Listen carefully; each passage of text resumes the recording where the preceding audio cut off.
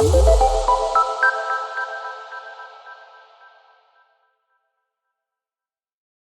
everybody, welcome to the energy update from Platform Housing Group. Over this month, we're here advising on what the upcoming price hikes in energy prices might mean for you and what you can do about it, all designed to help you understand all of this anxiety around the topic right now and see what the best course of action is now and further down the line.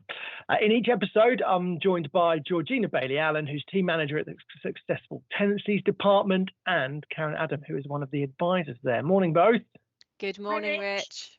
Lovely to see you. Both of these guys help work and guide our customers through managing their tenancy with us to keep things as hassle-free as possible. Now, we've got a few minutes, so we're going to look at the latest developments on the price hikes as well, where the government is, where the energy companies are, and where us as customers all stand on it, and then a few frequently asked questions about the situation and any way we can point in the direction of various forms of help and assistance that are already available too. Best way to start, I'd have said, is to notice that there was no memo going around about joined up what we have to wear this time. We've all gone our own individual comfortable with that, which is good.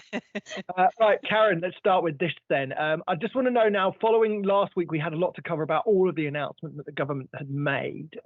Are we expecting any more? And if not, what should we be doing now? We are expecting some more. It's more around the detail about what they talked about.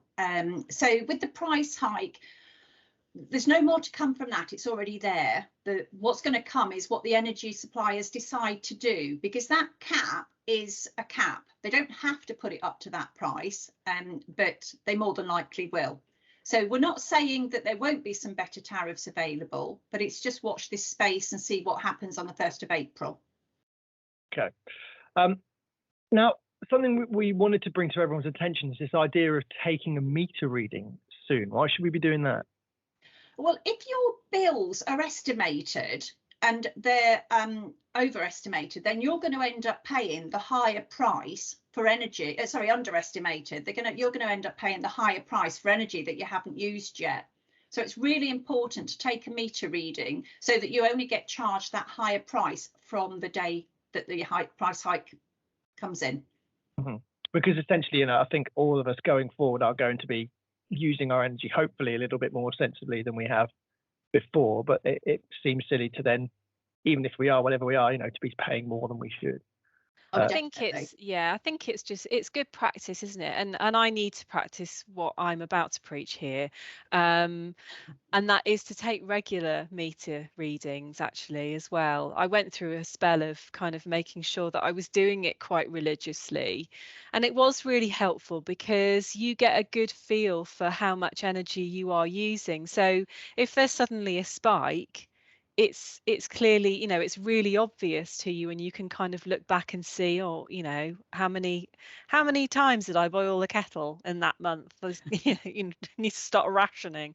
So it's all those kinds of things, isn't it, Karen? But to do it regularly is really, really, really useful, and get those readings submitted to your supplier, so you're being billed for what you're using, not what they are estimating you are using. Exactly.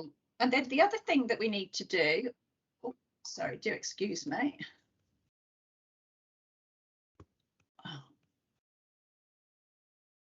Sorry about that. I don't know how that's come through.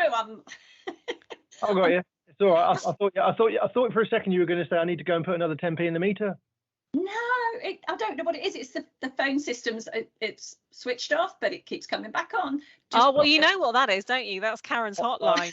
Hotline. Off the hook. Going already. Now I've gone bright red. What I was going to say, before we were so rudely interrupted. I'll come and catch the heat off you whilst you're going red. I don't need the heating on now. I'm going to have to try and have a look at that in a second. But what I was going to say was, if you've got smart meters, although the energy companies can take readings as frequently as every 30 minutes, they're only legally allowed to take them as often as you've given permission or the standard default. So don't assume that because you've got a smart meter that those meter readings will be taken on that date. It's something like the standard default is about once a quarter. So unless you've given your energy company permission to take those readings more often, then they won't know what your actual reads are, because they're not legally allowed, because of data protection, not legally allowed to access that. So you might even want to contact your energy supplier if you've got a smart meter and actually tell them that you'd like them to take meter readings every month, for example, or every week. I suppose the other thing on that, Karen, as well, is if you've had a smart meter installed with one energy company and then you've done a swap, quite often, and I'm speaking from experience here, you kind of find yourself in the position where the smart meter that you've got isn't compatible with the new company, and so you can't, it reverts back, doesn't it, to like normal meter. So you do need to be submitting those meter readings, because it can't be used in it's like new fandangled smart meter capacity. So they should make you aware, shouldn't they, the energy companies? Yeah, because that's the case. They can see that you've got a smart meter, but they won't know who installed it. The first generation, so what they call SMET 1s, are only compatible with the supplier that arranged for them to be installed. The second generation, which are SMET 2s, are actually compatible with any supplier. So once everybody's got a smart meter and they've had the second generation one installed, the energy companies are going to go back and retrofit all of the SMET 1s with the hardware that will make them compatible with any supplier. Yeah, so we've got a first generation one here at home, and that's exactly the case for us at the moment. So our supplier went bust. Our default was EDF. We've gone to them. We've stayed with them because things have kind of become really rocky, and I just have to kind of submit meter readings, and there's no functionality there with regards to the smart meter. So hopefully they will come and fit something for us soon. Yeah. It's added onto your energy bills there, guys. Okay, well then they can keep it. not individually, but with this green levy, that's going to be another reason why we're paying such high bills. Yeah, right. Yeah. All right. Now, speaking of numbers, I know for a fact that in the last 7 days you've had Karen's calculator out. Tap, tap, tap. Is a real calculator and not one that we all use on our phones these days, which we absolutely love. This is because you found out something quite surprising about standing charges, Karen.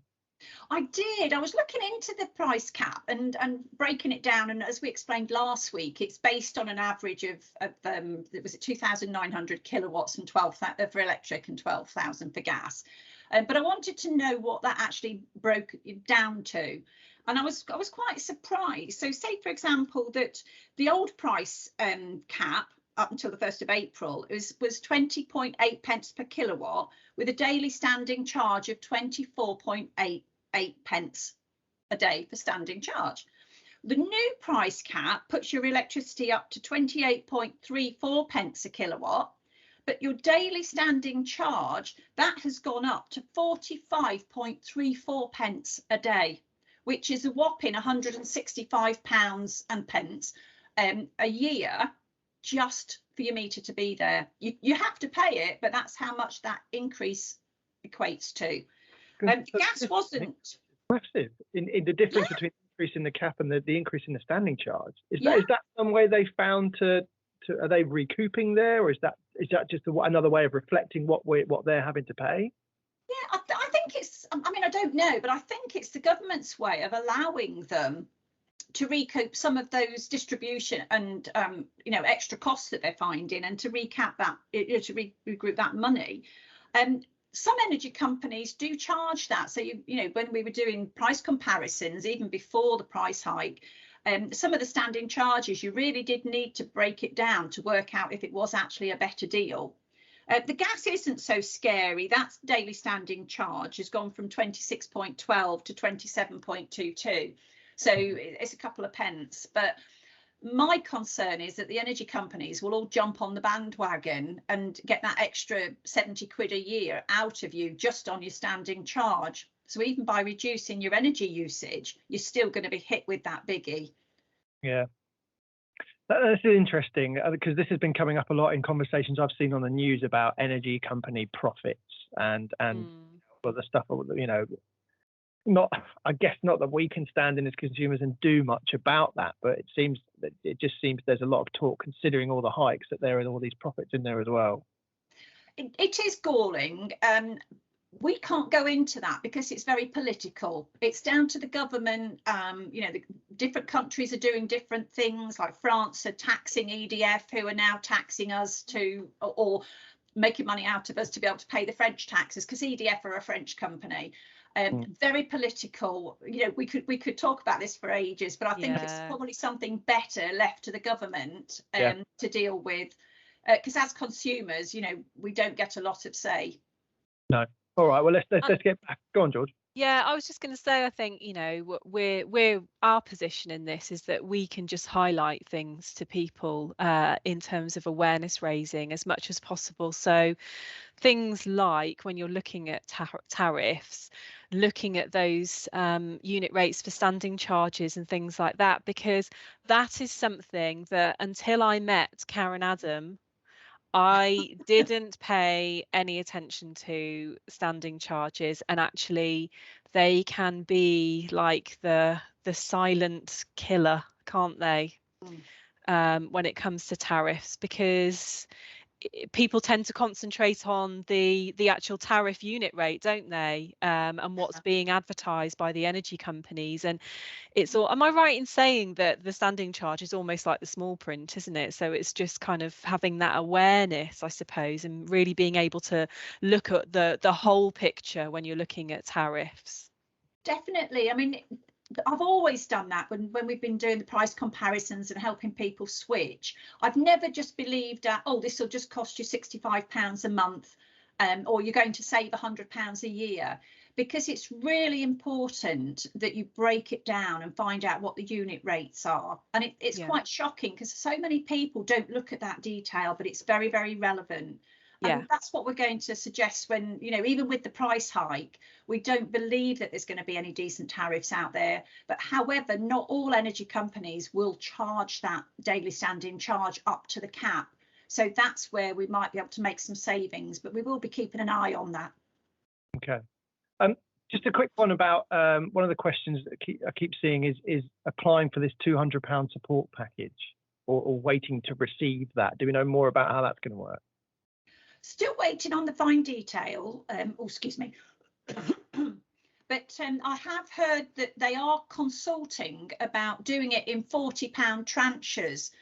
Don't know any more detail than that. But rather than us all thinking, we're going to get this £200, on the 1st of April, 1st of October. I don't think that that's going to happen, because it looks like they want to give it us, drip feed it to us, which, for prepayment customers, it will go onto your meter or you will be given a voucher. But don't be surprised if it ends up being a £40 voucher 5 times as opposed to a £200 in one go. But when it has to go back, it goes back in the same kind of fashion, I guess. Well, it's £40 a year. So at the beginning of each year, they're going to add on £40 to your energy bill. It'll appear on your bill like a green levy. So if you looked at the breakdown of your bill over the year, there's about 160 something pounds already, which is a green levy.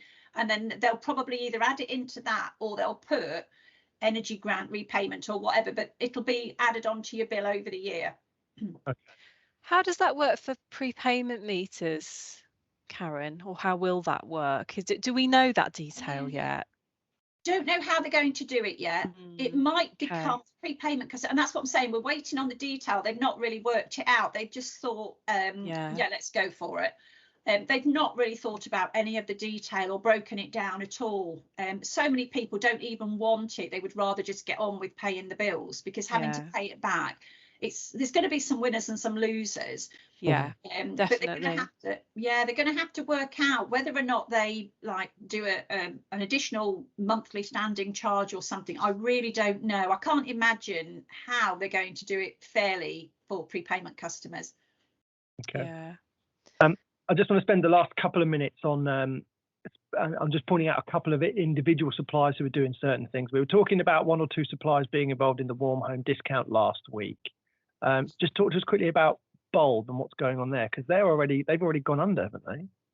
Well, they're in administration, so they haven't quite gone bust. So it depends whether or not there's going to be a bailout or if someone will take them on.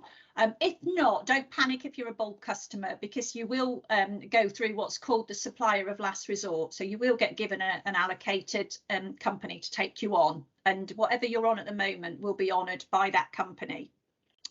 So don't panic about that. So they are still offering the warm home discount, and their warm home discount scheme is still open. So even though they're in administration, you can still apply for the warm home discount. And if they do get taken over, then the new supplier will allocate that fund to you. So get in there and apply for it if you haven't already. There are a couple of others as well that are still open, surprisingly enough, which is unheard of this time of the year. And that is Eon and Eon Next. So as of midnight last night, they were still actually open for applications. I haven't had a chance to check this morning. So if you're an Eon or an Eon Next customer, again, get in there and get your application in. And what about OVO as well? They're applying some kind of credit scheme. Well, OVO, they're actually advertising a trust. So if you're in debt to OVO for £150 or more, get in touch with them, because they'll go through income and expenditure with you, but they will potentially write off the debt that you have if you meet their criteria for having help from the fund. And they can also set up an affordable repayment plan for you. A lot of the energy companies have energy trusts. A lot of them, I'll say the big ones, are managed by Caris Grant. But if you go to your supplier's website, you can apply. I'm losing my voice now. Sorry. It's a strain of these. Yeah, I know. And there's something. And some companies will apply their trust to non-customers, can't they? They will. Yeah, the one that we found out is British Gas will consider applications from anyone. You don't have to be supplied by them to be considered for their trust fund. Okay. Yeah, so definitely worth having a look what help is out there. It is, and we know we have a huge list of the things that the help that's out there at the minute via our website at the minute, George, which I think still kind of growing in places, doesn't it? Yeah. So I did a little bit of an update on it on Friday. So there's information about things like the warm home discount, winter fuel payments, things like that.